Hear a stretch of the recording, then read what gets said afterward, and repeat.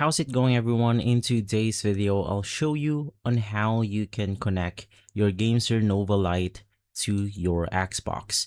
So when connecting your GameSir controller right here, the first thing that you want to do is to just plug this USB dongle onto the Xbox USB port. So in most cases, it's going to be right here. You could just plug it in and then start the controller itself.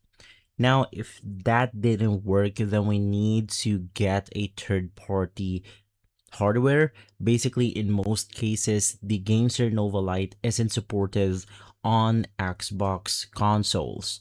So what you need to do is to get one of this third-party softwares or hardware called the Wingman XB3. This is basically compatible with most consoles.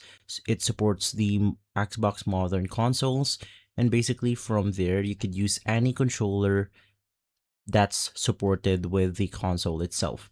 So while you're at it, you could just plug the USB cable onto the Xbox itself, and then you could try to plug the USB dongle onto the other end, and basically from there you are good to go.